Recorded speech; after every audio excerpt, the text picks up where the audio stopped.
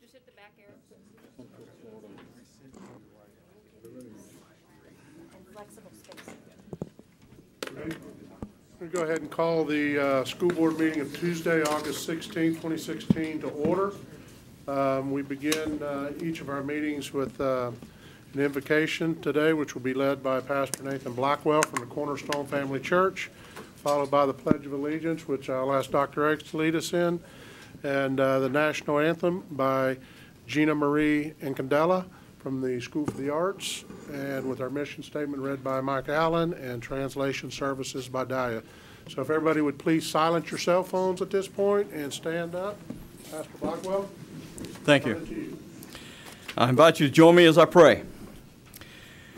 Dear wise and loving Father, we thank you for your many and abundant blessings. Thank you for the freedom to embrace you or the freedom to reject you.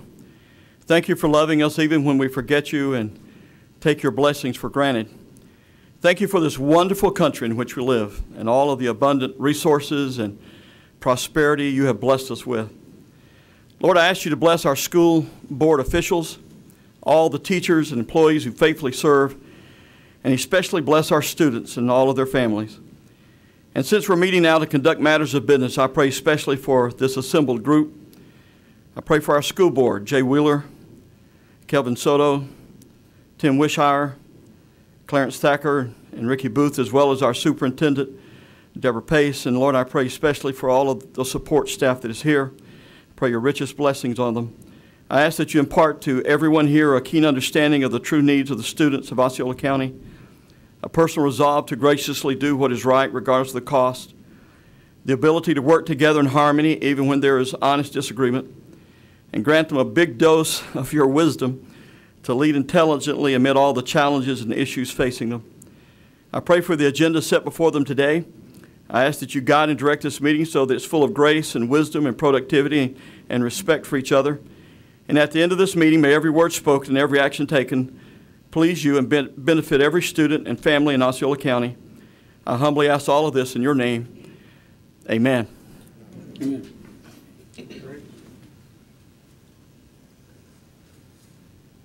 Please join me in the pledge. I pledge allegiance to the flag of the United States of America and to the republic for which it stands, one nation, under God, indivisible, with liberty and justice for all.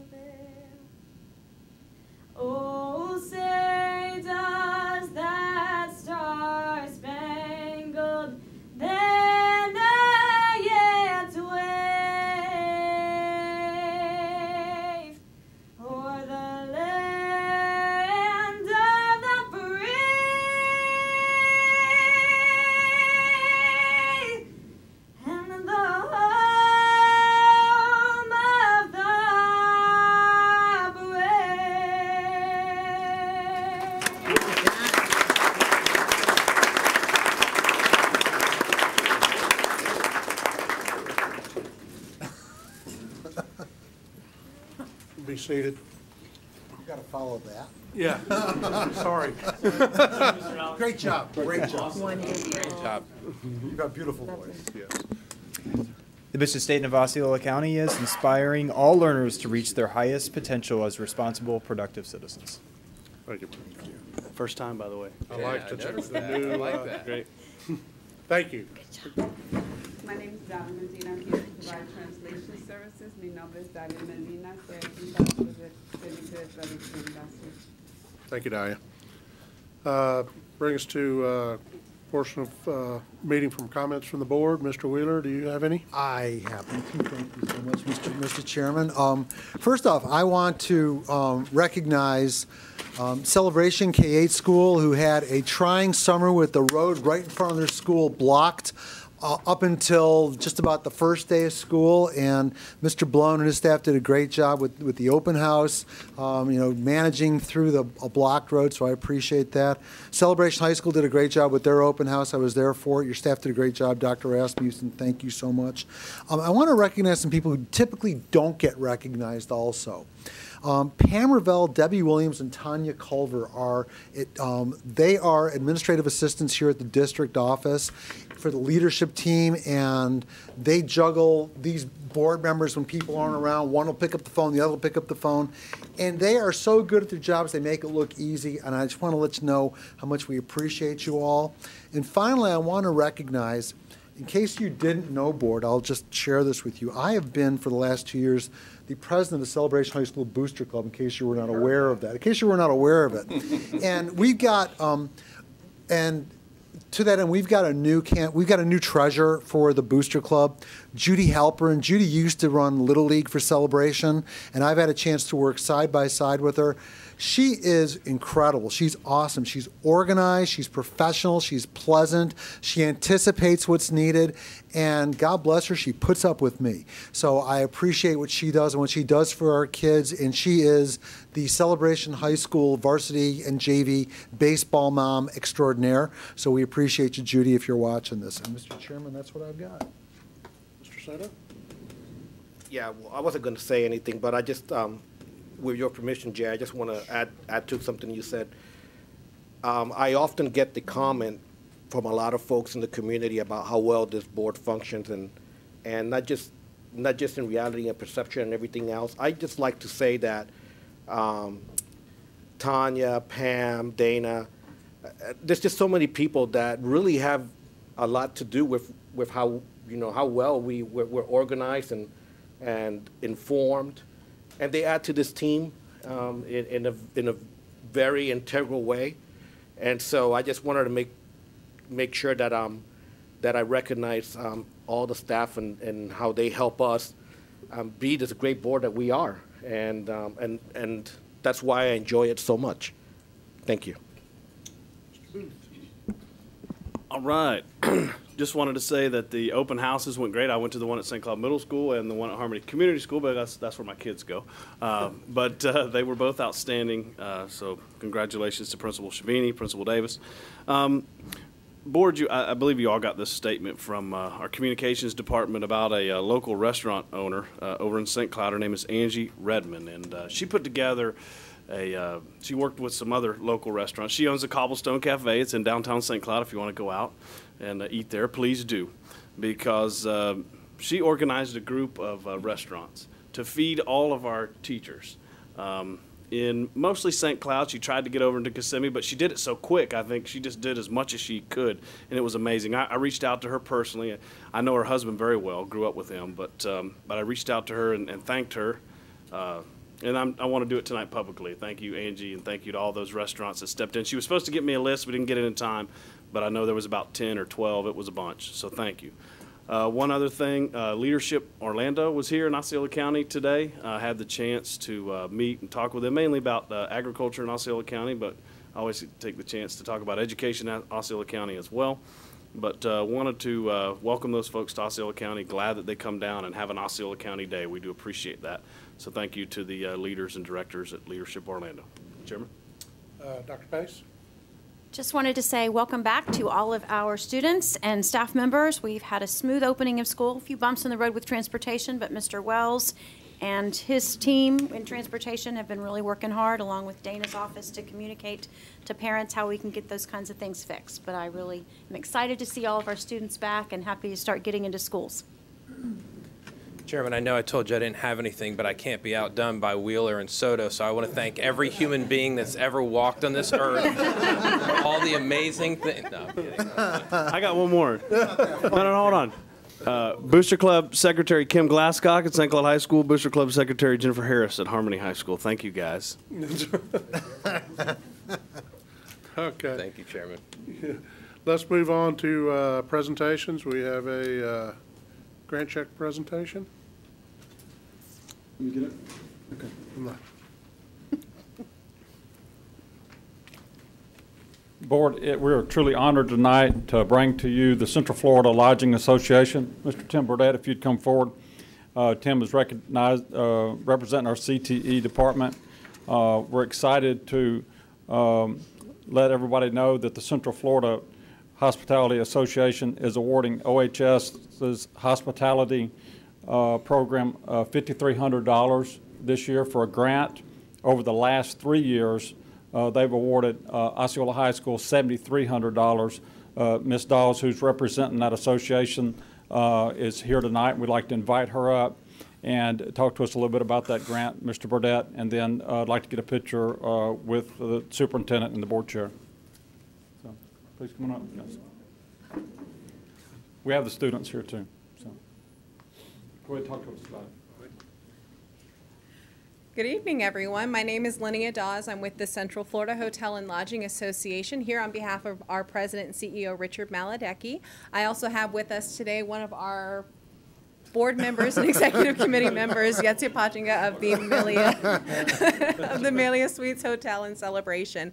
And as you have heard, we are presenting a check of $5,300 to Osceola High School in support of the purchasing of in-time software and some culinary lab items for the hospitality program at that high school. So on behalf of the CFHLA Board of Directors, the Foundation Board, and our Bacchus Bash Committee that helped put on the activity that raised these funds, I'm very happy to present this check. Money, money, money. Okay, they're coming with me though. I'm not doing this alone. So if anyone would like to join in for the picture, if anyone knows Rich Maladecki, you know he likes his pictures. So we will be taking a big picture with everybody. All right, So come I'll on, give- guys. So you have one. Everybody. I'll take the picture. Okay, take pictures. It's a celebration. Stand back a little bit away from the podium, and then it will be. I wasn't. Oh, all right, okay. No, not hard. The whole world. I can't publish it in 5 minutes, so we're. How is it, It's communication. how is it that people like in Tallahassee right. are helping us be a good board member? Sneak this way. Or in Chicago? Here we go, and 1, 2, 3. One more, 1, 2, 3. Wonderful, thank you.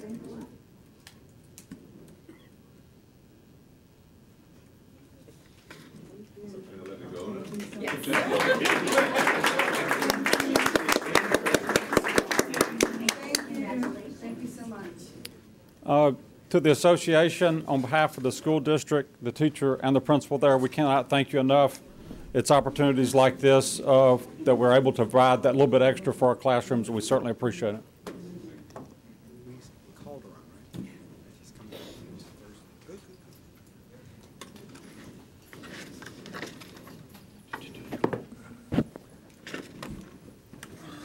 Brings us to a CPR presentation, and who is, I got this. okay, Jack? First off, before we get to that, I just want to thank Central Florida Hotel Lodging Association. They're a terrific partner with the school district, and they go above and beyond in more ways than we can count. So we're blessed to have them as a partner. Dr. Pace and I attended the opening of the new Nemours Pediatric Center at Osceola Regional, I don't know, about 3 months ago probably now. And, you know, you're there and you're talking to people. It just so happens I bumped into a guy, we're both from Western New York originally, Dr. Delani, who is head of pediatric cardiology at Nemours. And we got to talking, and he was telling me about how important it is for us to incorporate CPR in our schools. And as he's telling me about it, Dr. Pace was right next to us talking to somebody else. I said, well, let me get this woman to turn around and you can talk to her. And he did. And I asked him to come and give us a presentation. Dr. Delani's here. So Dr. Delani, please come up and we would love to hear from you. Welcome. Thank you to the whole board for the opportunity to speak here today, and to Dr. Pace for the invitation to speak.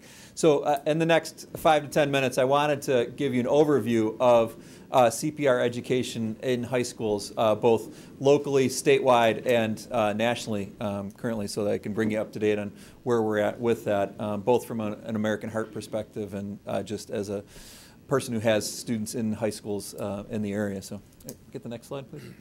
So there's no disclosures. I am a member of the American Heart Association and on their Greater Orlando Metro Board. So cardiovascular disease exists in a continuum throughout life. So it exists from the womb all the way through to adulthood. We always think of cardiovascular disease as having a heart attack, but there's many different forms of cardiovascular disease that affects all of us. And Arnold Schwarzenegger, you can see in Shaun White, Olympic gold medalists, also have different forms of cardiovascular disease. You can go on to the next slide. So why should we care about cardiovascular disease? I would open that up to the whole audience. How many people here have any form of cardiovascular disease, be that a heart attack, a stroke, a blood clot, a baby born with congenital heart disease, high blood pressure? All of those are different forms of cardiovascular disease. How many of those either have it themselves or have a family member touched by that? We just open it up to the room. So we got a lot of people in the room with that. Business is good, Doc. Business is very good, yes. So, and the reason we really care about it is 1 out of 3 of us is going to die of some form of cardiovascular disease, be that a heart attack or stroke, over our lifetime today. The American Heart Association has an initiative to try to reduce that by 20% by 2020. But we need all of your help to be able to make that possible. So that's really why I'm here today. So our next slide. And we've all seen different newspaper reports. I worked for the last 12 years over in the Tampa Bay region. This is a basketball player that passed away suddenly at a practice in Brandon, Florida. Next slide. And I also had one of our baseball players who was playing in the Tampa Bay region also pass away just out of those are 2 patients within our own practices that have had sudden episodes. Next slide, please. When we look at causes of sudden cardiac death, the most common is a condition called hypertrophic cardiomyopathy, where patients develop thickening of the heart. They don't have any necessarily have any symptoms prior to their sudden cardiac arrest. So if we were to take all student athletes, that would be your most common cause of sudden cardiac arrest in school-age children. Next slide, please.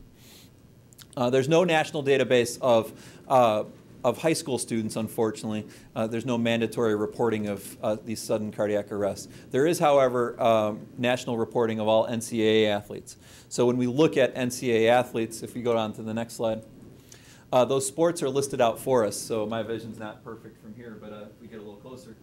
Basketball, swimming, lacrosse, football, and cross country in that order are your most common sports to have sudden cardiac arrests in when we take all comers in the NCAA. Next slide, please. Other risk factors, if you take male African American or Division I athletes, are also predisposing risk factors for sudden cardiac arrest in that age group. With that, again, Division I athletes are pushed at a higher level. Many of your high schools here push student athletes at a very competitive level because we all know athletics is very competitive here. Next slide.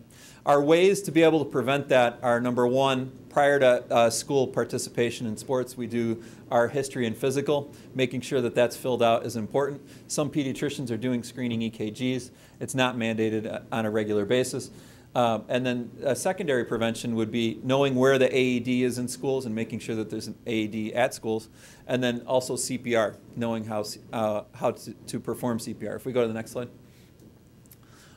So number 1 is making sure that all of your students and bodies know where their AED is in their schools. If someone were to pass out from a sudden cardiac arrest, we have 4 minutes to get that AED on them, to shock them, to get them back into a normal heart rhythm.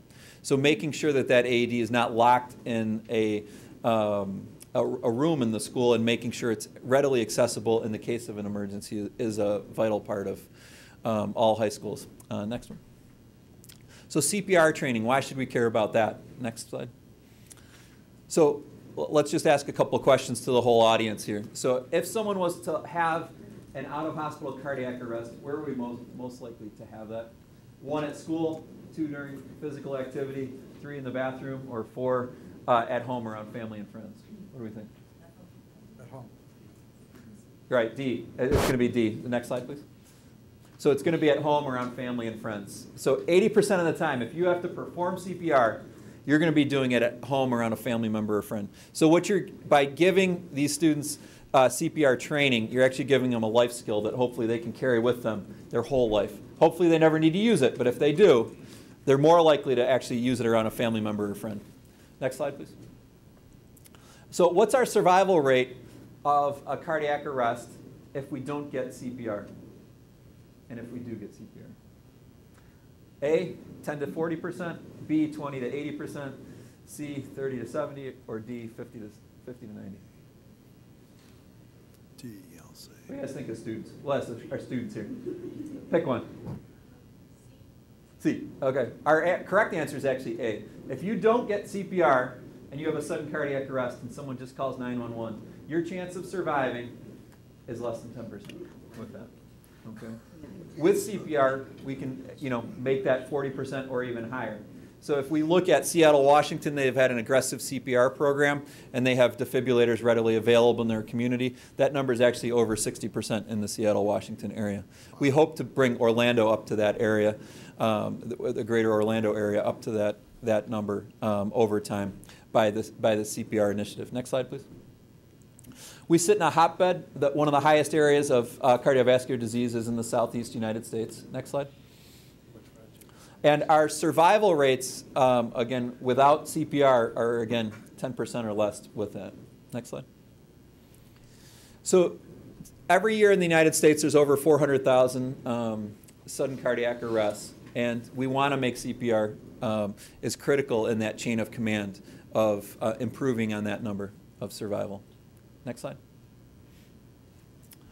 So again, CPR can double or triple our survival chances, and we want to make sure every citizen knows CPR. The American Heart Association has gone to hands-only CPR, so we always think of, having to give those breaths and doing the compressions with that from traditional CPR training. The American Heart Association changed their training a few years back to just hands-only CPR, because if one of us were to drop here today, our first question is, do I have to give them a breath or not give them breaths? What we actually want bystanders to do is to just start doing compressions as quickly as possible and not be worried about breaths, because we want to get blood flowing through their body to circulate to their brain. If there's no blood flowing, there's no chance you're ever going to get oxygen there. And then we have them call 911. Next slide, please.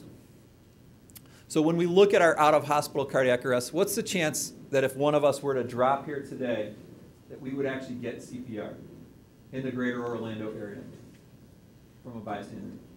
Depends which one of us it is. Yeah, that's true. But if you take most metropolitan areas in the United States, it's actually less than 10% that a bystander is going to do CPR to you. So again, we want to improve that overall. Next slide, please.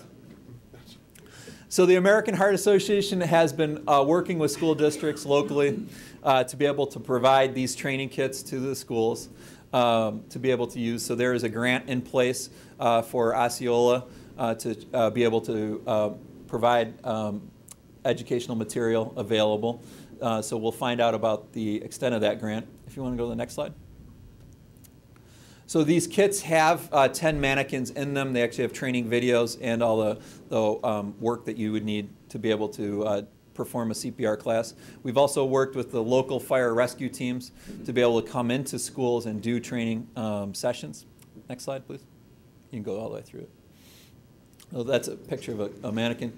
We've also looked at the effectiveness of adding hands-only CPR training to a student's curriculum. So in the Tampa Bay area, we worked with Hillsborough County last year, and we looked at 2,300 students. So they typically had CPR training through their HOPE curriculum. Again, it could be done through phys ed, it can be done through your personal fitness class, however you wanted to engage it within your curriculum. But there, they had the traditional HOPE training, and during that, they watched a little video on CPR, and that's all they had. So we went back in after they had that training and looked at how well did they understand CPR, and less than 50% knew the correct way to do CPR and felt comfortable doing it. After we added the American Heart Association video and actual compressions on mannequins, we were able to increase that number to almost 80%. And this year we've done 5,000 students surveyed within the school district there, so we're crunching those numbers now. Hillsborough County? In Hillsborough County, yeah. You can go on to the next slide. So there they laid it out in phys ed classes, doing it through in the gymnasiums, and this is some students working on it in one of their classes. Next slide. They did do a 6 questionnaire pre and post test to assess their knowledge base. Next slide. And again, we were able to increase their learning level significantly with that. Next slide. So I'm here to ask the board to consider adding CPR as an initiative within your curriculum on behalf of the American Heart Association. We have taken, if you go on to the next slide, there are a number of states that have mandates for CPR education currently. Those are listed there for you. Unfortunately, Florida has not. We have taken legislation to Tallahassee twice. It has been turned down because it's an unfunded mandate. But we do think it's a viable thing to add into the curriculum. And if you go on to the next slide. And so far, Miami-Dade and Hillsborough County have added mandates for CPR education prior to high school graduation.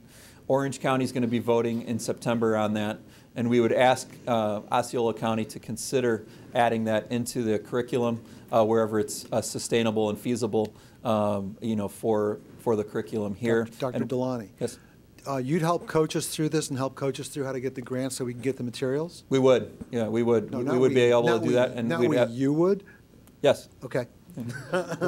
We'd be happy to. You wonder why I brought you in here. Yes. I'd be happy and be honored to be able to help the school district be able to do that both on a policy basis and from a long-term sustainable basis to make this a feasible thing for the school district and the students within the county. Is that the whole program? Is that it? Yeah. So, any questions? This was Sorry if that was a little long-winded. No, I just like to make sure everyone has a good understanding. Do we have an AED in this room or close? And does anybody know where it is? Jay and I may need it. Yes, there's one out in the lobby, correct? Yes.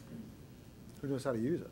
I think for the principals too, I think that's very, very important for them to make sure all of their staff knows where those AEDs are, because many times you see AEDs purchased and they're always somewhere kind of hidden away. So that if you're having a football game, baseball game, some large event at a school, that AED should actually be close by, because if someone were to drop during that, and it may not actually be a student, it may be the grandparent or aunt, uncle of one of the students that's there watching, that may actually need those services. So again, if they were to drop, they only have 4 minutes to actually apply that to actually save from having brain injury with that. Okay, I think we got some questions on the board. Mr. Booth? No, I was just wanting to say, we can sit here and watch this. Just a personal story that, in my family. I won't name names, but someone very close to me in my family. His stepfather-in-law was at his home, keeled over, and nobody knew what to do. When this family member of mine was first telling me this story, I shouldn't laugh, but it was funny. He said, so I'm watching TLC the other night. And he said, no, you don't have to breathe in his mouth. And he told me he was never going to do that anyway. But it was something about the compressions and hitting him on the chest or something, and ended up he had a collapsed valve. If nobody would have attended to him, he would have expired right there. And so just because he watched TLC and knew he had to do something and knew kind of what to do, he was able to save his life. So it is very, very important. I'm with you. I'm passionate about this because after I moved here from Tampa Bay to Orlando, shortly afterwards, we had a child, a 12-year-old, flown in that had a sudden cardiac arrest at a school. It was on the East Coast, one of the schools, but she got flown in. She was at a school chorus event, standing on stage singing with her class, and she dropped. She went into an abnormal heart rhythm. Everyone looked at her. Her mom actually had to come 20 rows out of the auditorium.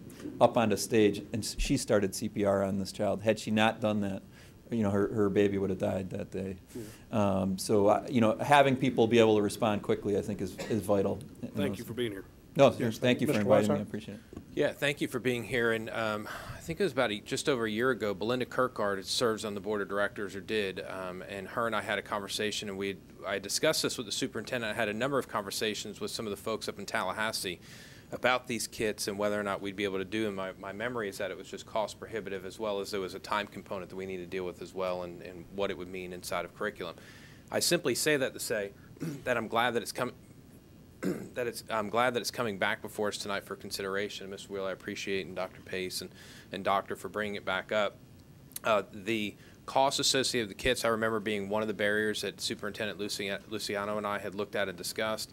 And then Dr. Pace, I would yield to you on the implementation and the inclusion into curriculum and what would happen with that. But conceptually, I'm on board. I think there's a lot of wisdom in it.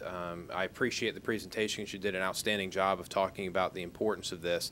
But I think to Mr. Wheeler's point, the access to grants and funding is going to be a key piece for us.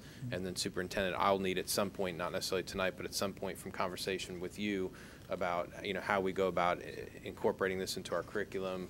Is there things that we're already doing that this would just enhance? Would this take away from something else? And I'll say all that to say that even today I commented to a community member that one of my biggest concerns with education as a whole is that everyone expects us to be everything to all people. And at our core, our primary objective is to come alongside of parents to help educate their children. That's our core mission, and we've got to be very careful that as we layer on these very important things, that we don't layer so many things on that it ends up creating a mission creep situation to where we're doing a lot of good things, but we're diverting from what our primary focus is. And I know that I can make the argument as well about the importance of our health and all of the facts that you laid out again, which I agree with and appreciate. So I just want to make sure that we balance that, because there's an endless list of things that we want to do and our hearts are compelled to do, no pun intended. But we've always got to make sure that we strike that balance between what additional requirements are we placing on our staff, on our taxpayers, on our students, on our community as we work through that. So I'm on board. I want to see more and understand more about how we can do it, and then we can have some conversations from there from where I sit. I can certainly work with staff to do some research and bring back some information. And I think you're getting a head nod consensus from the board. Yes. Thank you. I just want to share with you, board, and everybody who's paying attention to this, when school's in session, which is right now, or not right now, but this time of year, when school's in session, 25% of the population of this county is in our schools. 25%, including employees, et cetera, 25%. So, Dr. Delani, I appreciate that you came here. I think this is important. And you're right, Tim, you can't be everything to everybody. But meanwhile, I think that there's a certain responsibility if we can incorporate something like this. We absolutely, this is literally a lifesaver. I mean, we can talk about a lot of other things, and I would like to find a way for Dr. Pace, get with Dr. Delani, your staff, figure out ways we can take advantage of these grants to get the materials that we need, and figure out ways to incorporate this maybe into health classes, maybe into gym classes, maybe, we've got a high school principal here, maybe we beta tested it at a high school first, see how that goes, et cetera.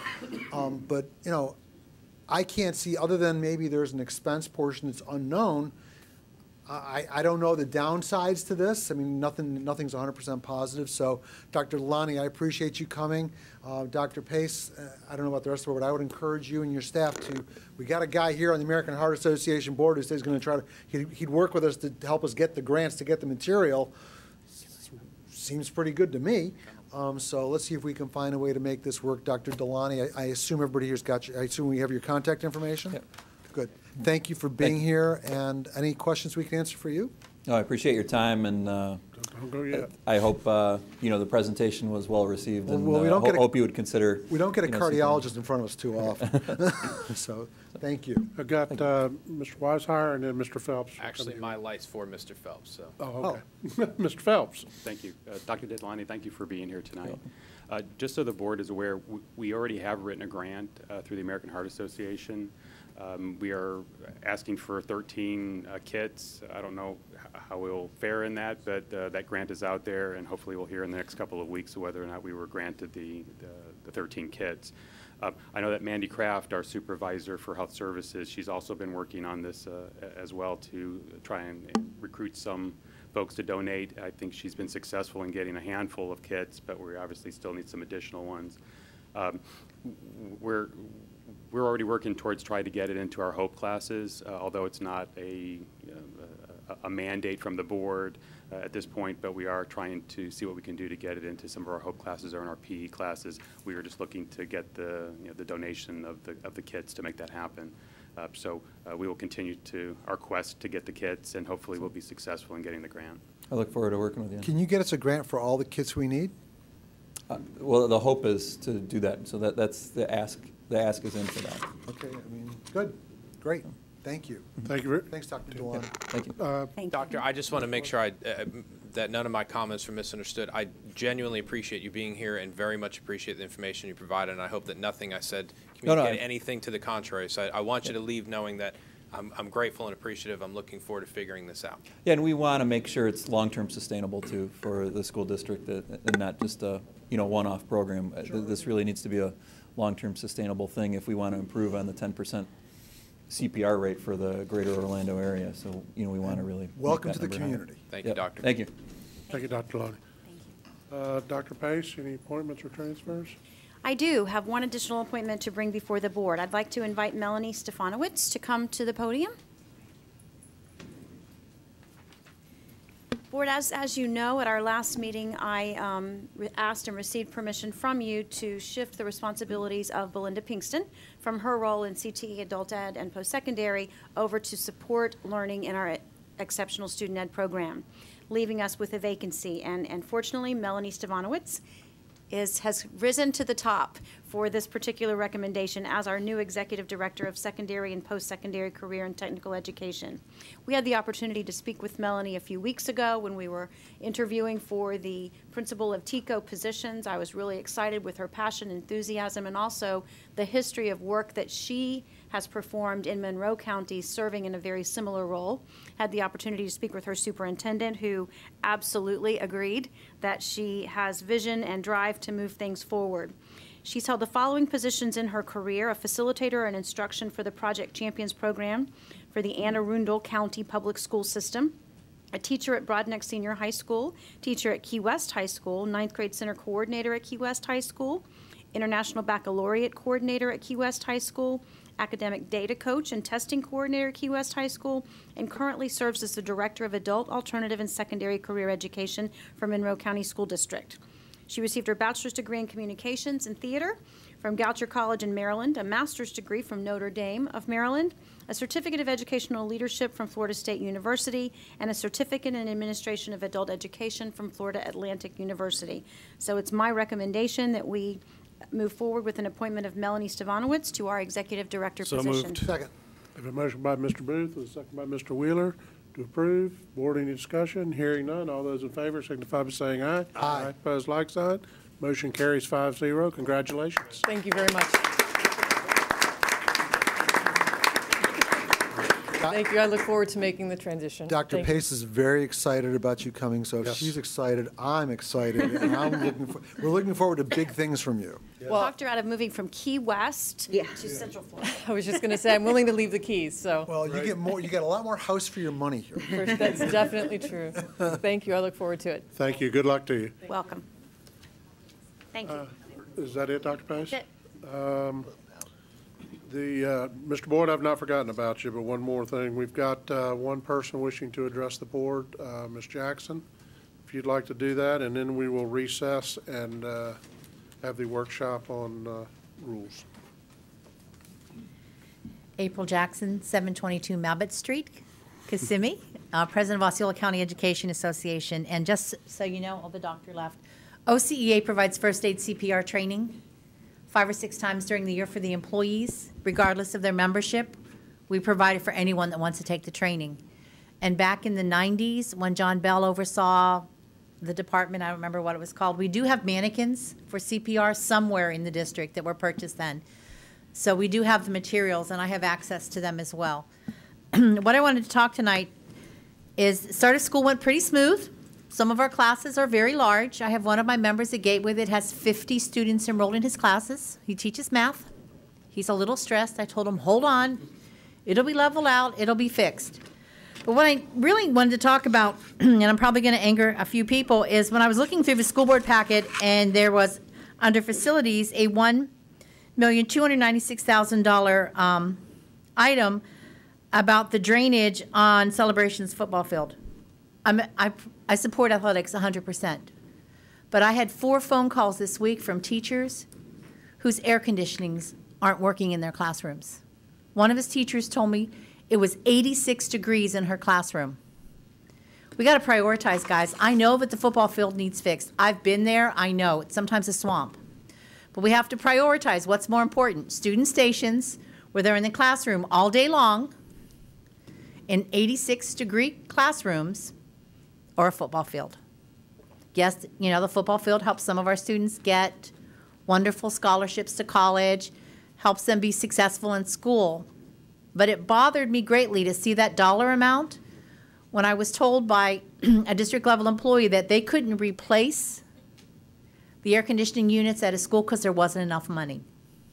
Our capital outlay is limited, and I think we need to prioritize what we're spending our money on and do it for what's going to benefit the majority of the students. Thank you.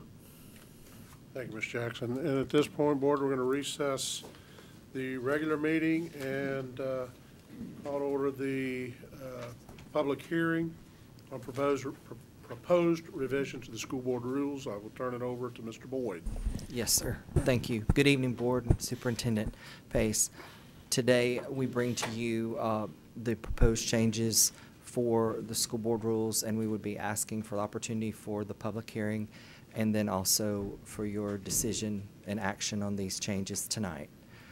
The first change that's proposed is 4.65, virtual education. It's a proposed new rule that establishes the online learning graduation requirement and defines the options for virtual instruction available to students and provides for annual parental notification of these options pursuant to state law. And this policy is actually required by state statute. The next series of changes are proposed changes to existing school board rules. 6.145, substitute teachers, replaces paragraph 4 with language to permit employees who retire within the Florida retirement system to return and serve as substitute teachers per recent changes in state law. And there's a grammatical correction and additional citations. Rule 6.17, appointment or employment requirements. It revises paragraph 4.1 to delete the requirement for a negative tuberculin skin test or a negative chest x-ray performed within the last 12 months and renumbers the subsequent subparagraphs. This revision is recommended to support recruitment, and that's actually paragraph 4I.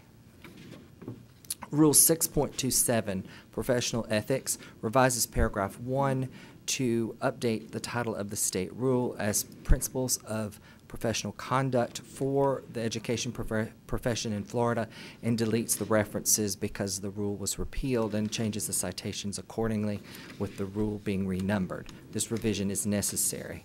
Rule 7.65, anti-fraud, adds paragraphs 7 and 8 to establish related procedures, a grammatical correction, and this revision is recommended. 8.30, purpose and functions of the transportation program, adds paragraph 3 regarding safe driver hotline, adds the citation for the statute that pertains to that. The next two changes are just citation changes. Rule 6.29, report of misconduct, and Rule 6.30, violation of local, state, and or federal laws. And those are in regard to the principles of professional conduct for the education profession in Florida. If they're at this time, we would request the opportunity for the public hearing. This is a public hearing. Is there anybody in the audience wishing to address the board on the proposed rule changes? Hearing none, we will close the public hearing portion and go to the board. Board, I'll make a motion to approve the rule changes as presented. Second. I have a motion by Mr. Weishaupt to approve the rule changes as presented with a second by Mr. Wheeler. Board, any further discussion? Hearing none, all those in favor signify by saying aye. Aye. Opposed, like sign. Motion carries 5-0. Thank you, sir. With that, we will adjourn the Thank you, public School Board. hearing and reconvene the regular school board meeting. And we're at agenda modifications, and I have a note about a blue sheet, and then I have a note there is not a blue sheet. Okay. So, board, any other modifications? Mr. Chairman. Yes. I went over my 2 items at the workshop, so I'm, so We're gonna you can strike remove those out. two You can from the strike new those. business? That's Very all well. I've got. Very well. Board, any other changes? Motion to approve the agenda. submitted. Second. I have a motion to approve the agenda with the removal of the 2 new business items by Mr. Booth with a second by Mr. Wheeler. Any further discussion? Hearing none, all those in favor signify by saying aye. Aye. Opposed, like sign. Motion carries 5-0. Brings us down to informational items. Bear with me 1 second so I can get back to the agenda on my computer from the public hearing.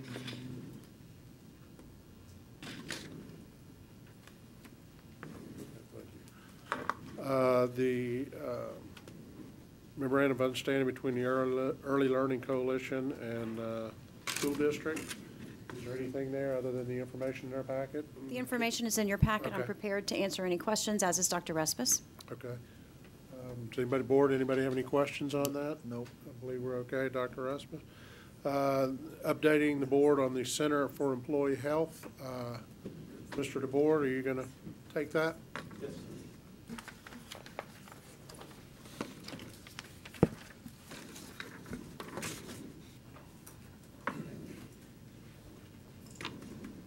Thank you.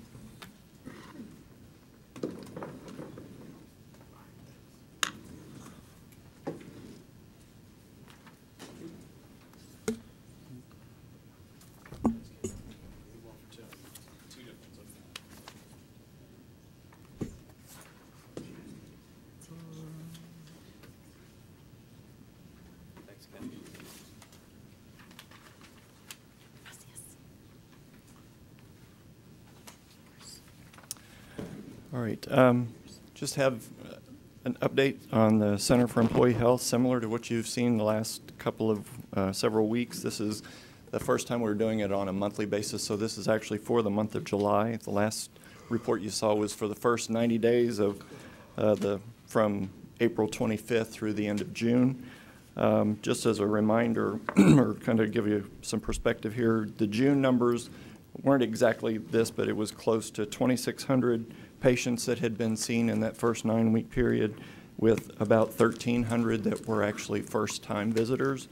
And as of July, that would make the month of July, we saw 1,673 patients. 484 of those were first-time visitors to the center. There's also a note there that happened in the month of August, but just to make you aware of what is happening in the center. As of August 8th, we actually started bringing in our workers' comp injuries to the center, so they're coming directly into the center and receiving treatment, and if they're in need of physical therapy, we've started doing physical therapy there in the center with the workers' comp as well. So those numbers will be in the next presentation that we do next month, but actually they saw 16 workers' comp cases last week, and so far this week they've seen 7. So we're excited to have that taking place in our center as well. So another step ahead for us. Like I said, the other reports are basically the volumes.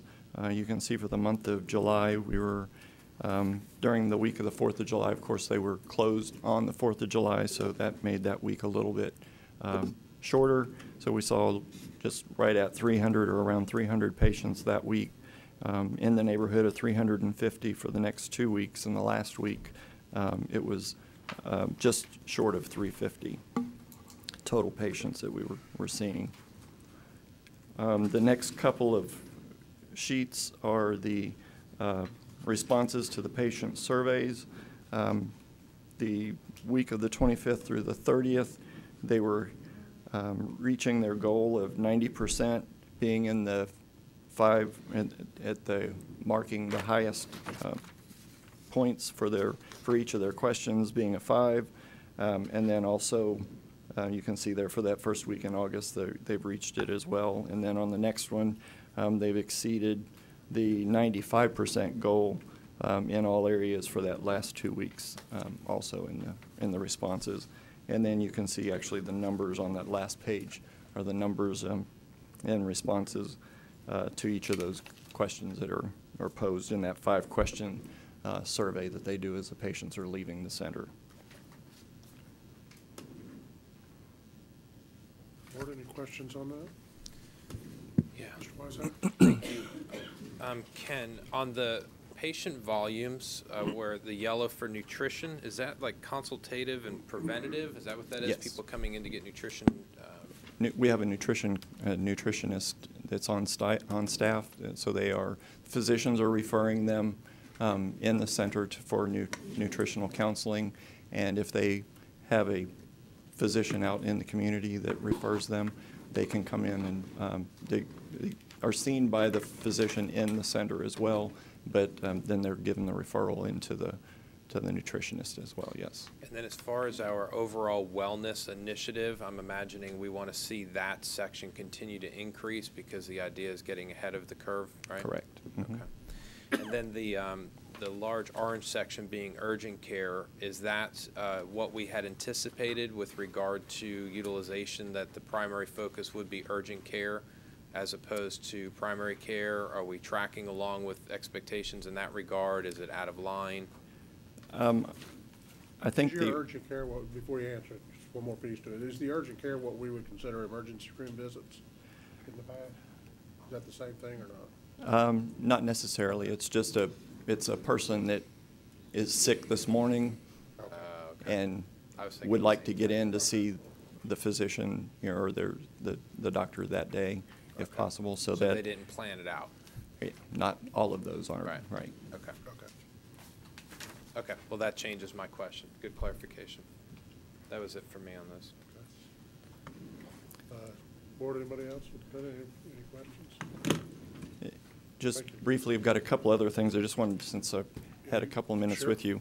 The next piece is some information that Gallagher Benefit Services has been able to pull together for us that we will start sharing with you as well on a monthly basis regarding the health claims, the medical and pharmaceutical claims, and actually the total dollar spend in our health and life insurance trust fund. This may evolve as we move forward with this, but this is the first attempt at this, and so I know this is the first time you're seeing it, so we'll give you the opportunity if you want to take a look at this, and in the future give me a call if you have any questions or concerns about the information. The first page is a combination of all active and retiree plan costs over a 12-month, rolling 12-month period, so each month it'll roll, and you'll see a full 12 months of claims expense and revenue that's been generated during that time period. The next one is active and retiree total plan costs based on the plan year. I guess I should specify that the rolling 12 months that you can see there is the fiscal year, July 1 to June 30th. The next one, our plan year, is October 1st to September 30th. So you'll see that page one, well, the second graph there is just showing you through the month of June. And so we'll have July, August, and September, which will be the remaining months in the current plan year.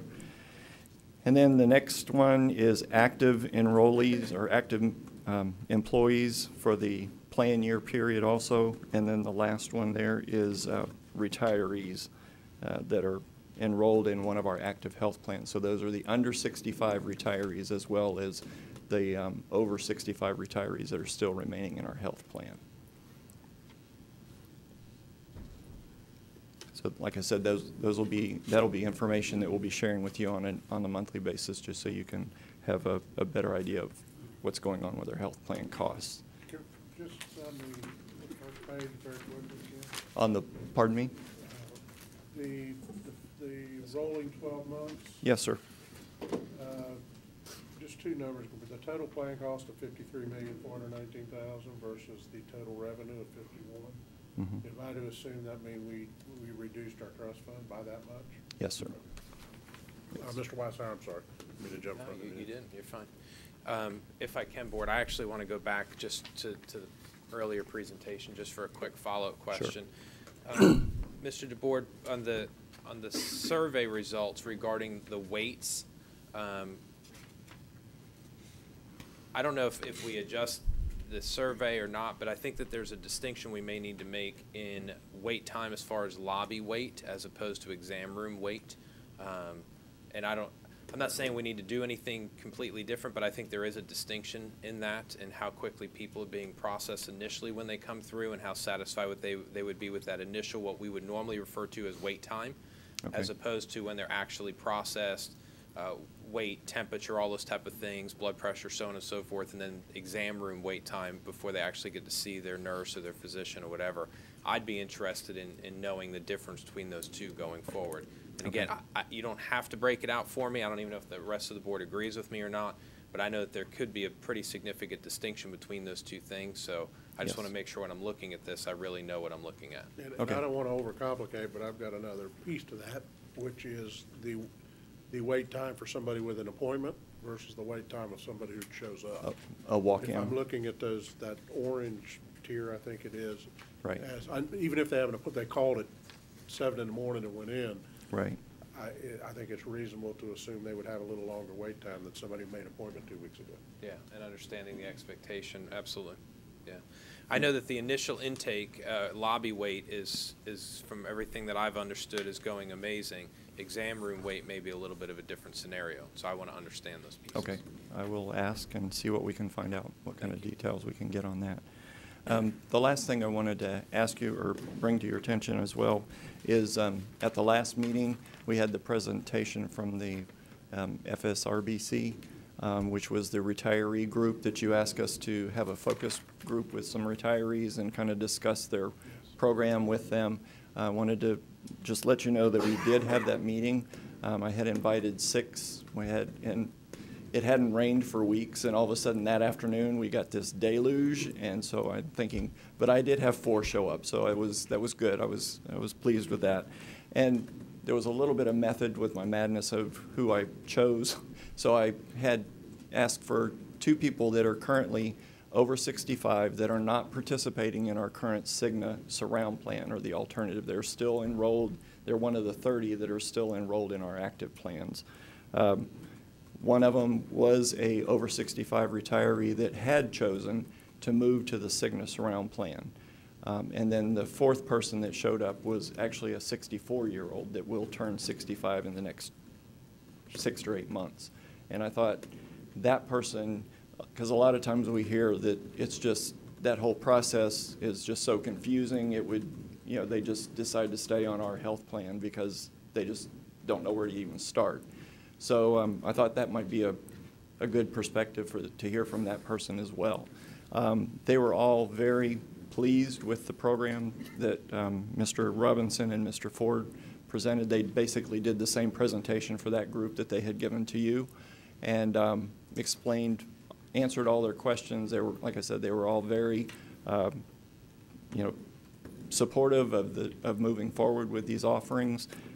So it would, based on that information, it would be our intention at the next board meeting to bring back to the board the contracts that are necessary for us to join that consortium group and move forward with that program.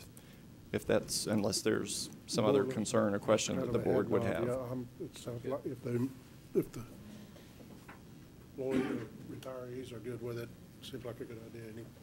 I'm fine. I'm good. I'm okay. Yep. Okay. All right. Thank you. Thank you, Ken. BYOD update? Mr. Kern. Mr. Kern?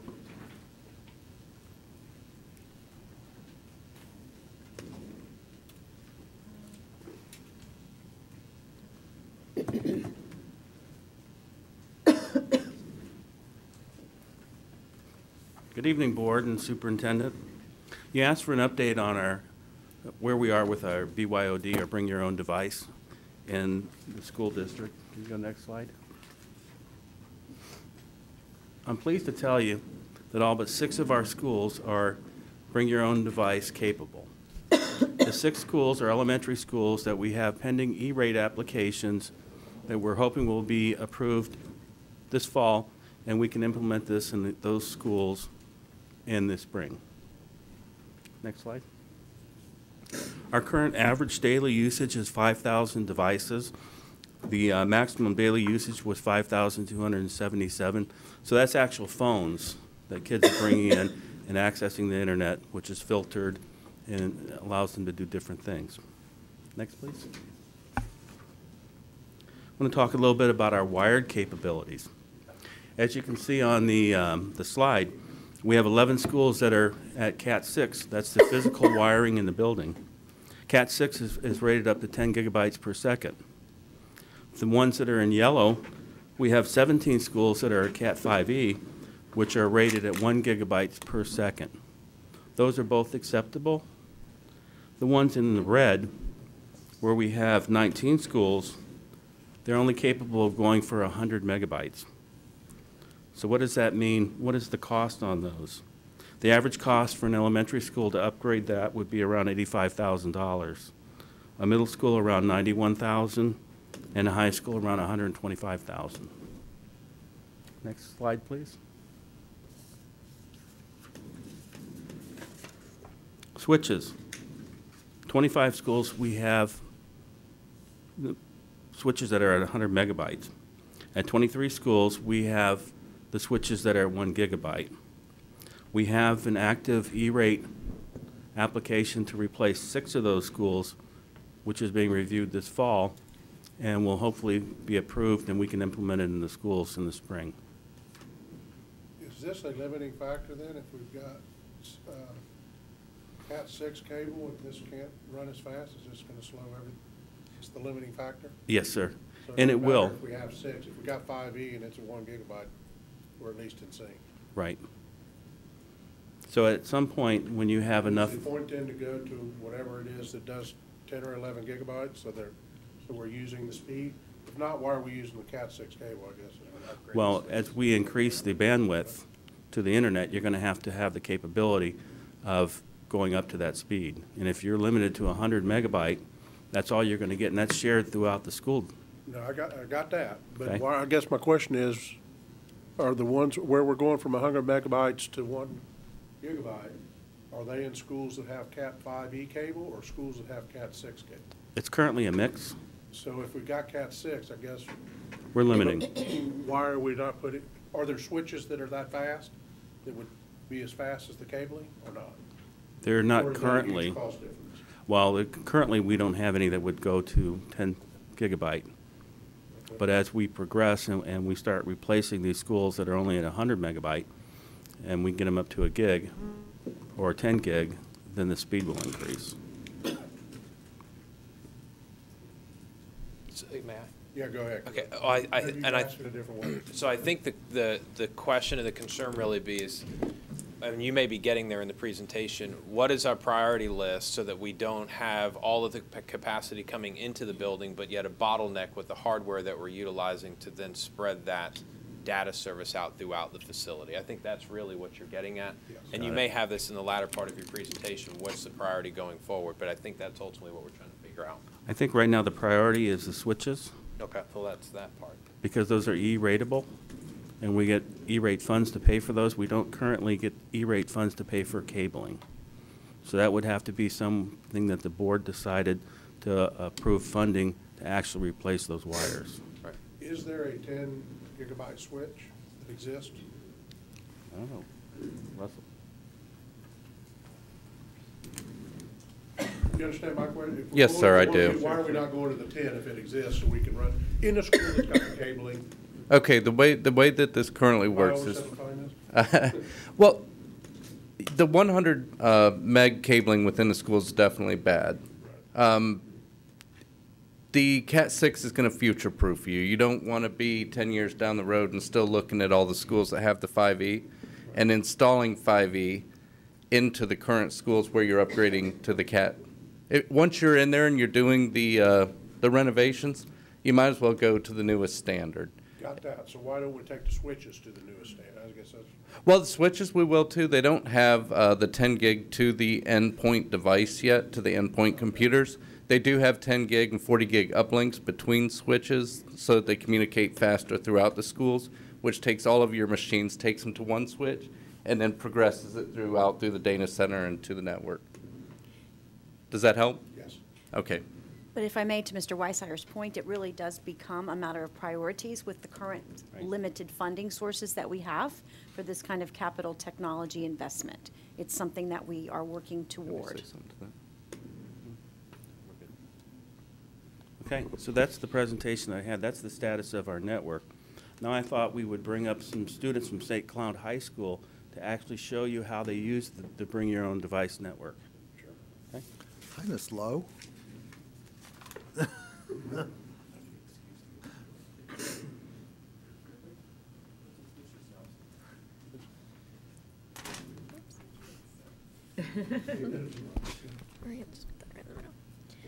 Hello, everyone. Good evening. My name is Tommy Buckley, and I'm a 12th grader from St. Cloud High School.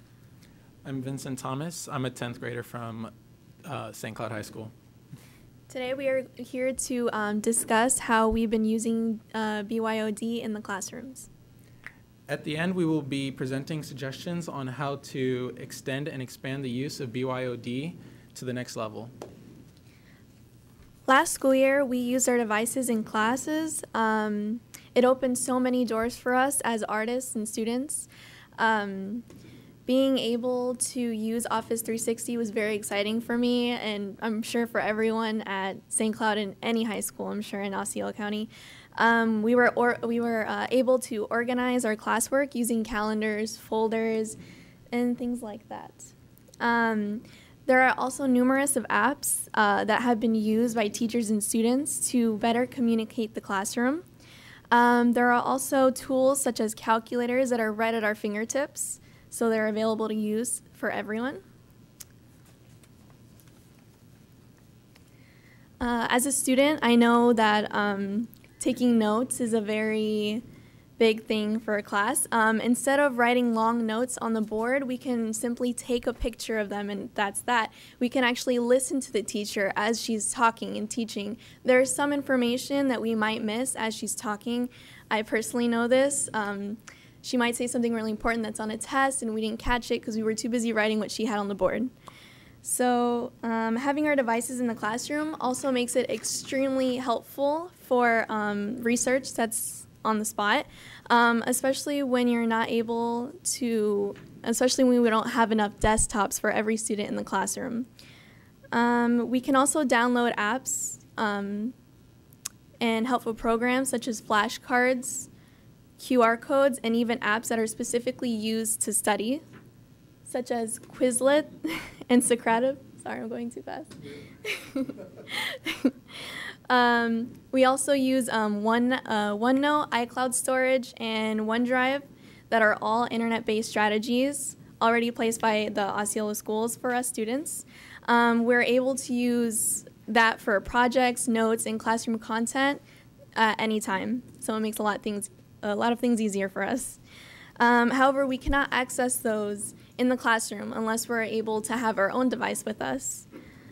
Having our own devices in school is helpful for those students that are doing virtual classes. I myself do Florida virtual classes. I do 3 Florida virtual classes, and I take 4 at St. Cloud. So I can say that it would be a lot easier if we are able to have our own devices to have the extra time in class if we have so to do those virtual classes. What virtual classes are you taking? I'm taking English 4 and psychology and marine science. Is psychology an AP? No, I wish. I am an AP art student, so having a device will also help me succeed. I use a lot of the cameras. Miss Lowe, if you know her, she's really big on technology. So if we don't have our phone out at all, she's like, get that out right now because you're going to get points taken off like right now. So we have to use our photos to take pictures of like portraits. We need to use grid filters to obviously grid our pictures. And we also use Photoshop for our art. And we would also we use a program to Office 360 to create our digital portfolio. Being in this classroom has made me succeed in AP art because of the use of devices and the technology that Ms. Lowe, helps us with.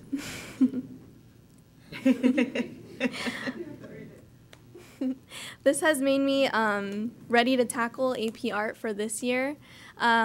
Last year, I was able to do 2D art, but this year I'm actually able to do AP art because I believe I am ready for,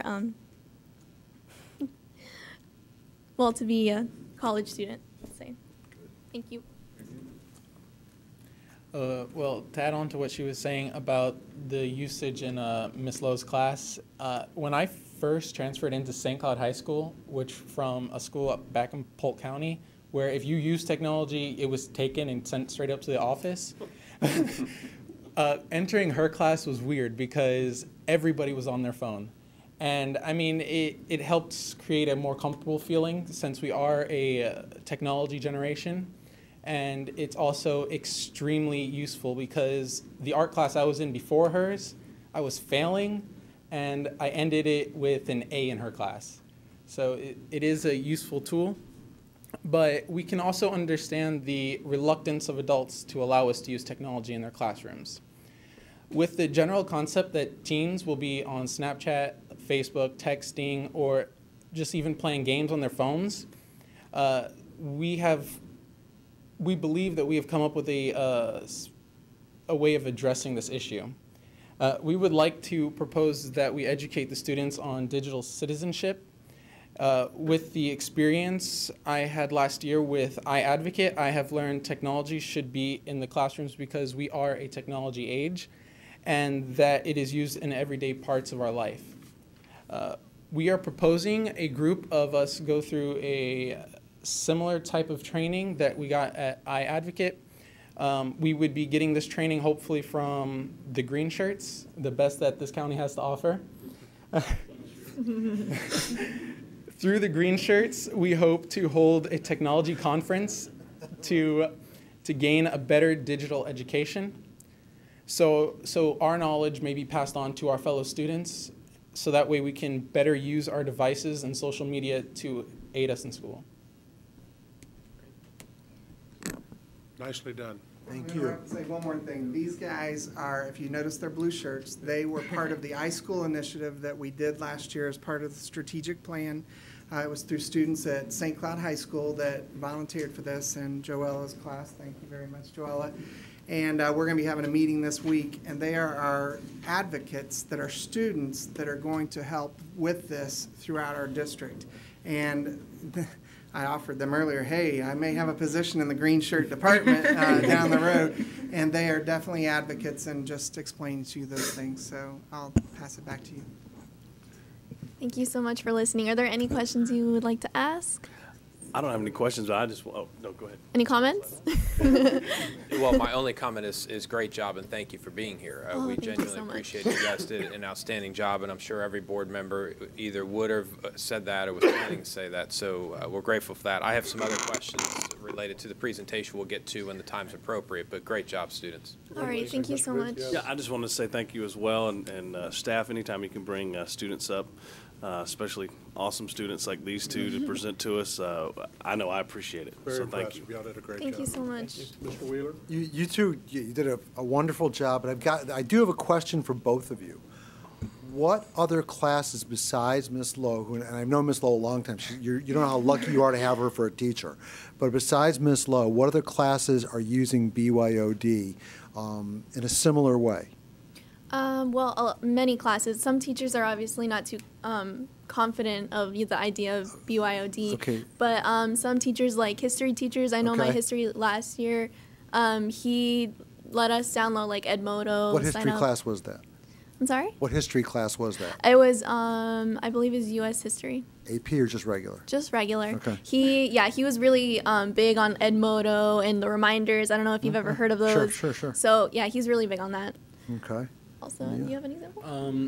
Well, in my history class too, AP Human Geography, he had us use them virtually constantly because the books that we had weren't necessarily always the best. So we had to go online and use the resources that we did have. So. Okay, thank you. Great job. And I appreciate what you're doing. Wait a minute, Mr. Weishaupt. Well, I'll address it to the students as well, but I'm coming back to Robert. You mentioned, so before you guys started your presentation, one of the things that I was going to talk about was students being on devices when they're not supposed to be on devices, and the constant distraction that our teachers are trying to deal with and navigate in that regard. But you guys made a great point, which is this digital citizenship piece. Yeah. I understand what it probably is, but I'm not like intimately familiar with it, and so I'd be interested if you guys are familiar with it. You want to take a moment or two and share it with me and the board. That'd be great. And then, Robert, I'm going to come to you for a little bit more detail. Well, I'm sure Ms. Lowe has a better plan for it, but from what I've seen in her classroom is if you don't use it properly, that right is taken away. And it can hurt you bad. Like, if you're so used to using it in her classroom and she says no more for a week, it's like virtually being stripped of something that you know you need. But that's, and you really don't mess up after that. Good. I believe like digital citizenship would be like knowing not to talk to strangers online for sure. Obviously being on the appropriate websites. Let's say if you need a research for a history class, he could give you like some examples of history websites that you need to go to. So I think we need to better educate our students in order to do this, like in order for BYOD to actually be successful for schools. Good, thank you. Well, sounds like you guys are good models of what this is supposed to look like in a classroom, and so thank you for sharing that with us. Thanks so much. Hopefully we can get, 63,000 more of you guys around our district, so thank you. Thank you so Scott and Robert, thanks for bringing them to tell your message. And if I could add, thank you, Ms. Lowe. Yes, absolutely. Yes. And I know something Ms. Lowe likes more than technology. You know what that is? Students. Tammy. You actually go back to Robert's, I think it was the first or second graph, it was a blue bar graph. Yeah. So the number of schools that are upgraded? I just wanted to digest it just briefly before I moved on to my question.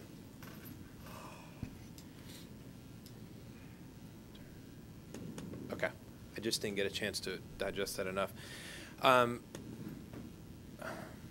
So this board has been extremely supportive of the implementation of BYOD, and I believe we remain there, and I don't think that's going to waver as far as we're concerned. We understand the budget constraints that we're working with to try to achieve that, though. Sure. I think to Mr. Thacker and my question a little bit earlier, it's going to be important, I think, to lay out what those priority lists are when we talk about hardware upgrades and infrastructure upgrades and where we're going with that and what really we should be thinking about. I understand the value of the E-rate dollars that we can access for some of the hardware pieces that you mentioned.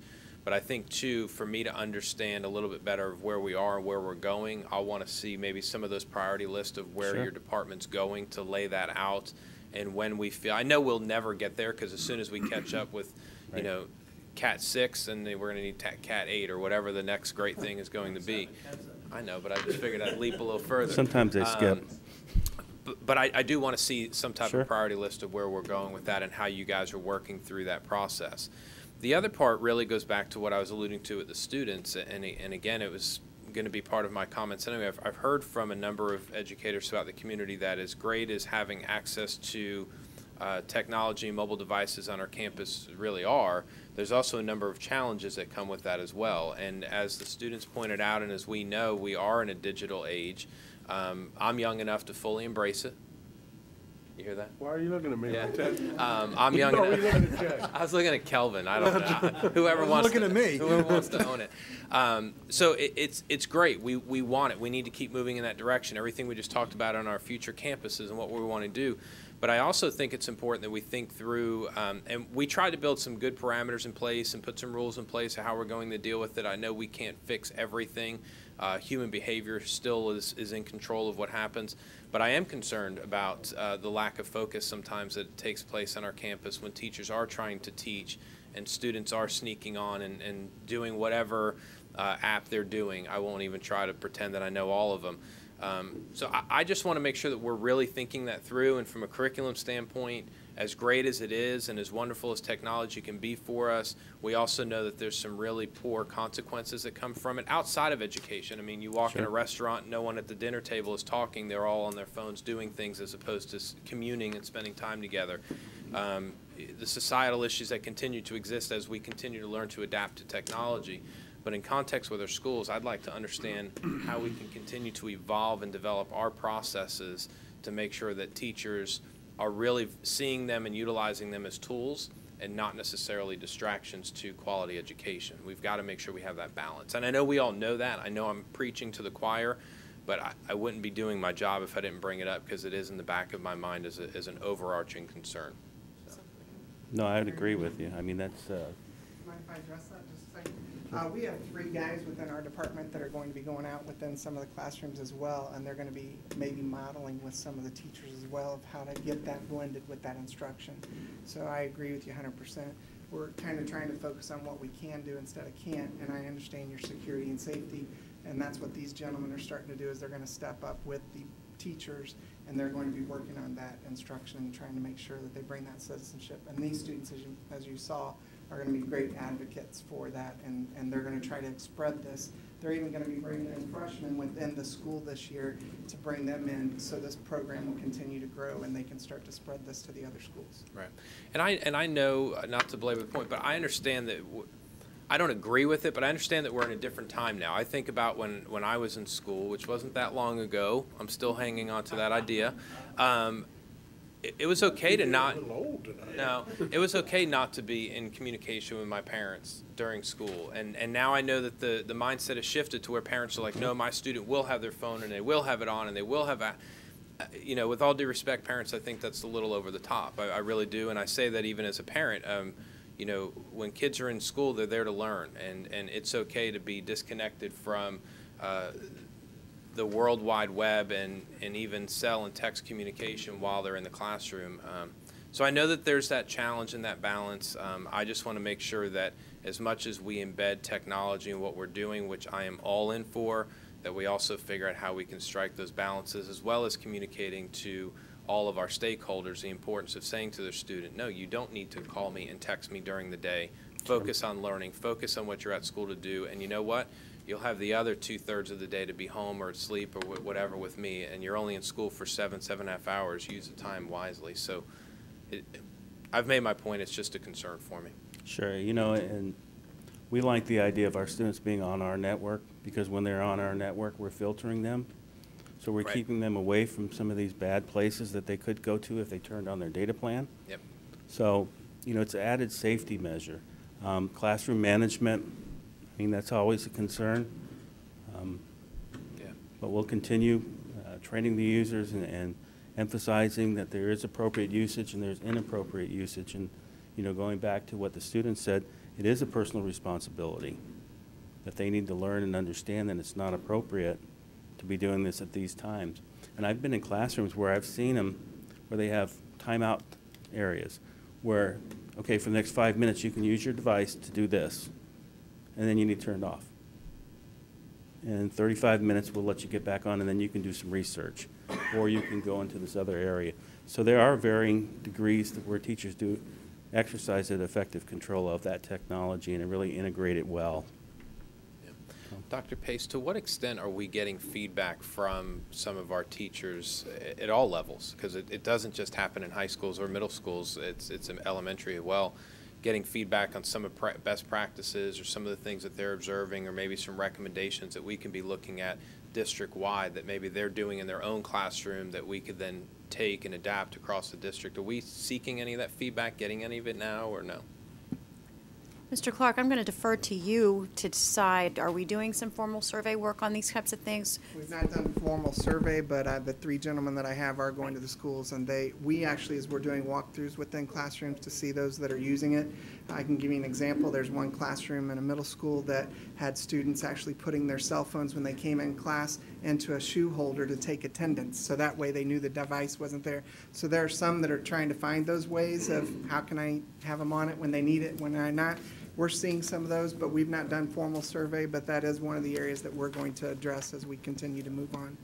And I'll be starting focus groups in September. We're not going to start with teachers, but that'll be a part of our discussion in terms of what's going well and what's not going well with all the different tools and resources that we have. And it's also a part of our professional development, which does include follow-up surveys afterwards that we do look at. Okay, thank And you, one guys. of the great things that we have too is the ClassLink app can now be on those phones for students as well, where they can get into these programs and resources that we have, which is another item that we're going to be teaching them. Where's the proper place to go for things? So we're guiding them more toward the right directions than the inappropriate things. Thank you, Board. Thanks for your indulgence. I know there's a lot of questions. Thank you. Scott and Robert, everybody, thank y'all very much. Thank That you. was And very special thanks to St. Cloud High School, Yes. Ms. Lowe and the Ms. Lowe and students. your students. Thank you so much. Good night, guys. Thank you very much. Can't believe you don't want to stay for the rest of this, but that's okay. Yeah, we are, I think. Board, that brings us to the regular agenda. Mr. Chairman, Pleasure. I'll make a motion to approve under Roman numeral 7, items A and B as submitted. Second. A motion by Mr. Wheeler to approve items A and B, with second by Mr. Booth. Board, any further discussion? Hearing none, all those in favor signify by saying aye. Aye. Opposed, like sign, motion carries 5-0. Mr. Chairman, under Roman numeral 10, I'll make a motion to approve items C and D as submitted. Everybody speak at once. Second. I have a motion by Mr. Wheeler to approve items C and D with a second by Mr. Soto. Board, any discussion? Hearing none, all those in favor signify by saying aye. Aye. Opposed, like sign. Motion carries 5-0. Mr. Chairman, I'll make a motion to approve items E through K under Second. Business and Finance. I have a motion by Mr. Booth to approve items E through K with a second by Mr. Wheeler. Board, any further discussion? Hearing none, all those in favor signify by saying aye. Aye. Opposed, like sign. Motion carries 5-0. Mr. Chairman, I'll make a motion to approve items L and M as submitted. I have a motion by Mr. Wheeler to approve items L and M with a second by Mr. Soto. Board, any further discussion? Yes, sir. Go ahead. I just want Mr. Clinch, if you would, on letter M, to provide some overview for the benefit of our community. I know the board understands what's going on with it, but I do think that there's some question out there. And then, as was alluded to earlier by Ms. Jackson, some of the concerns that are perceived with regard to the prioritization of some capital dollars with regard to AC units, as well as the importance of this change out at Celebration High School. My main focus is what you and I discussed earlier, Mr. Clinch, which is just making sure there's clarity for everybody on why we're doing this. And it looks like well, it is a big dollar amount, but it looks like a bigger dollar amount than it is if you don't understand all the moving parts behind this. Oh, you got props. He's prepared. I think he does.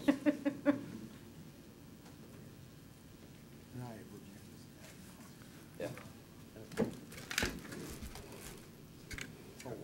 Wow. You got a putter and a little white ball with you, too? Got a football team out there. Mr. Chair, members of the board, this is to update you on the field drainage project at Celebration High School. Just a little bit of background. Since opening in 2002, Celebration High School has encountered various drainage issues. The parcel is low-lying and surrounded by various water features. Drainage is particularly challenged at the stadium due to these conditions and poor soil conditions. Soils are moderately organic and contain a high content of silt and clay, which does not promote good percolation. Here is a sample of the soil. Bud. It's called Florida Swamp Muck, which is where Celebration was built. That's a representative sample that was sampled at 6 different locations. It's representative. It wasn't the worst, wasn't the best. It was representative. While these soils have good compaction properties, drainage and percolation properties decrease as the compactive density increases. With the low rate of percolation, stormwater is left to sheet flow to area drains. Due to the fairly flat slope of the football field and slope transitions between the track and field, standing water and soggy field conditions are often encountered, especially along the sidelines, end zones, and where the track and field amenities exist, as with the long jump pit, high jump pit, and other areas. Further, there is major wetland retention features located to the west and southwest of the stadium. The seasonal high water level is within 2 to 3 feet, approximately, below the field grade, which indicates a high water table is in the vicinity of the field. We anticipate encountering the water table at 2 to 2.5 feet below grade, hence inclusion of dewatering provisions for this project. In 2005, the district permitted several drainage improvements, and said improvements were installed in 2008. In addition to an existing stormwater management system consisting of storm inlets at each end zone, with surface sheet flow across the field connecting to a control structure outfall at the adjacent retention pond, the 2008 project added several main line headers, socked under drain, yard drains, and a sump drain with 2 5-horsepower pumps. Also, it is important to note that the original storm system installed was in a submerged system, which is typical to Florida, but requires head pressure to create velocity. In other words, submerged systems require force to push the water through them as compared to a non-submerged system that allows unrestricted gravity flow. Possible solutions. One solution would be to increase the grades at the stadium and install sandy soils to promote drainage, but this is not a practical approach because it would be impossible to raise the grades at the existing stadium, where buildings and other structures already exist. Nor would it be possible to achieve ADA compliance.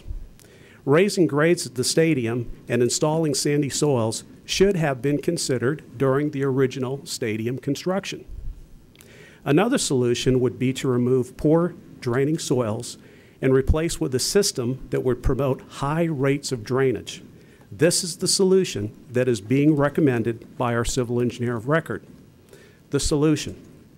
The synthetic turf project provides a holistic approach to a unique drainage challenge. First, the system includes a comprehensive drainage base. This consists of the following: 18-inch perimeter drains installed along each of the sidelines. The 18-inch perimeter drains will be connected to the existing storm system and sump drainage system. The 5-horsepower pumps will be modified to 3 horsepower. They're currently sized too large and they often trip out. This will be completed by our maintenance department to keep the cost down. The current 5-horsepower pumps, as I mentioned, are sized too large, and this will correct that situation.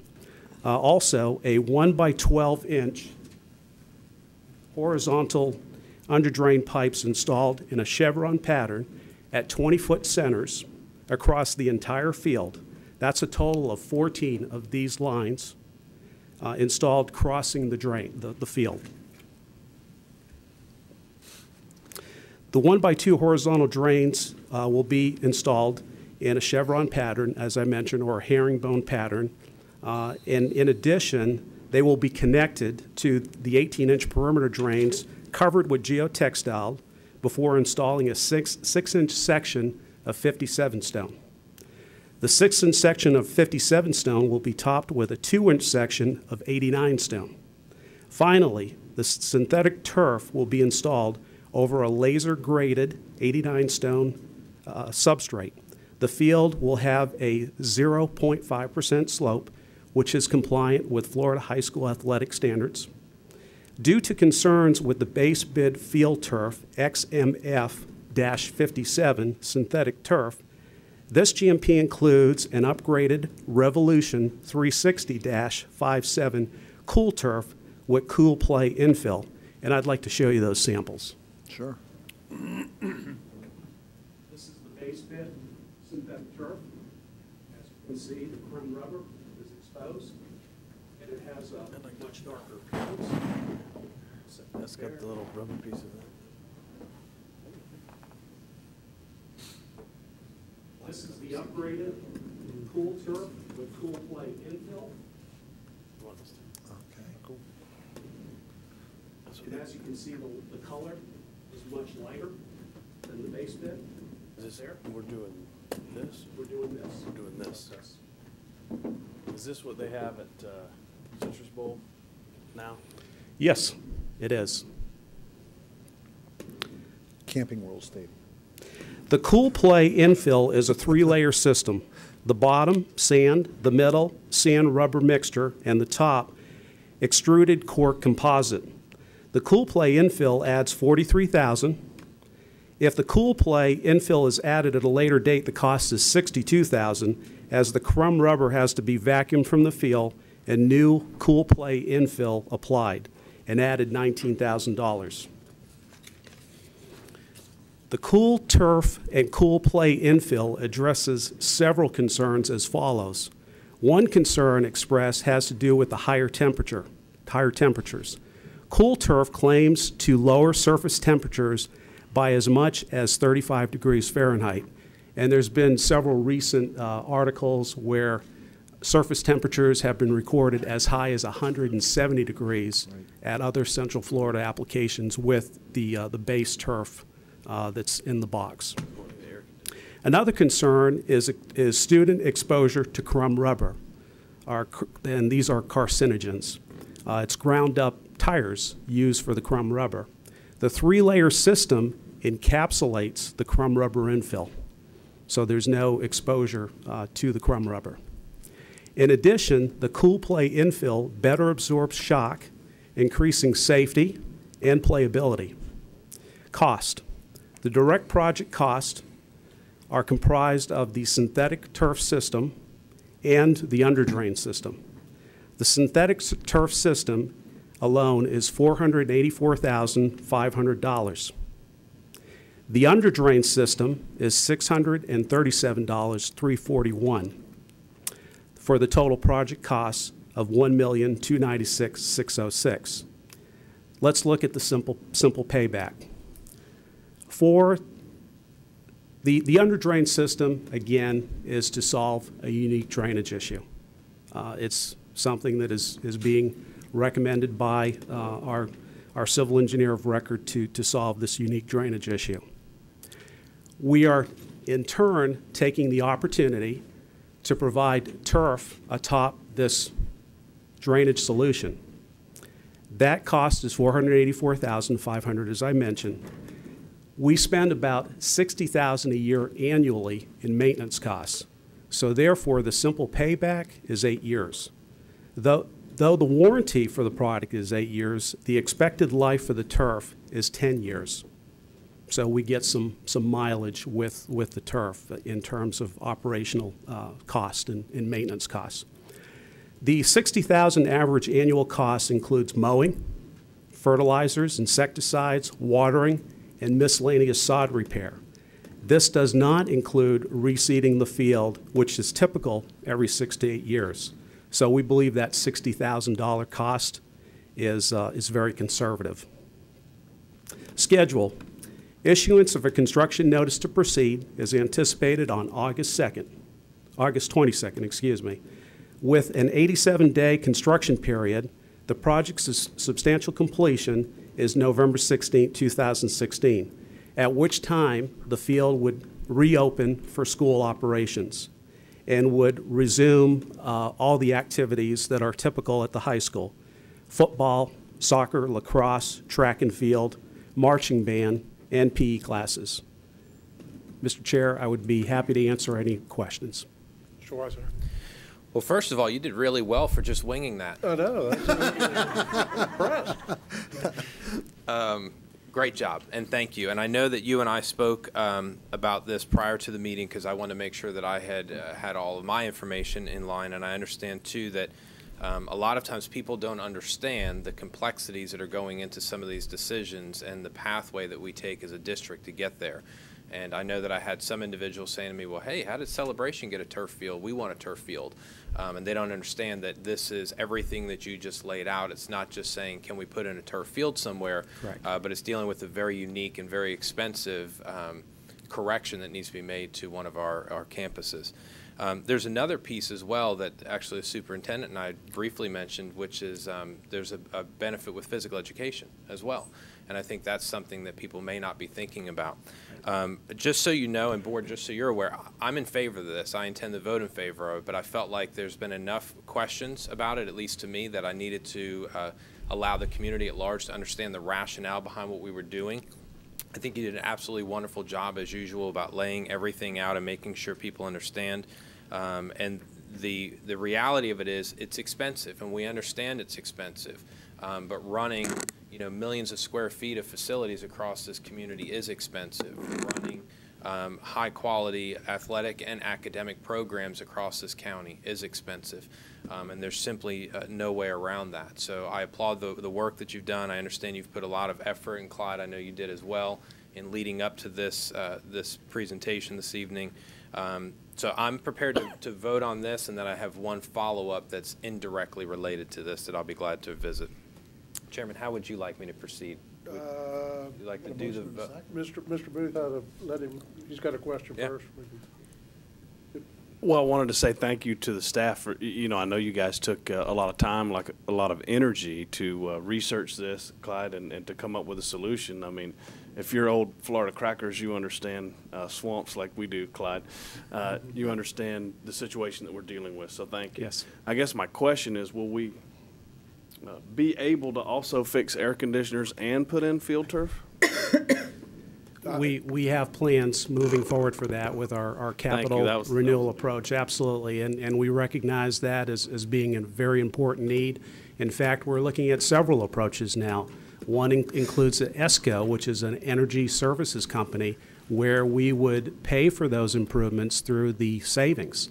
We have other projects that were recently funded, and we have plans to move forward with those projects to address our priority one HVAC needs in this district.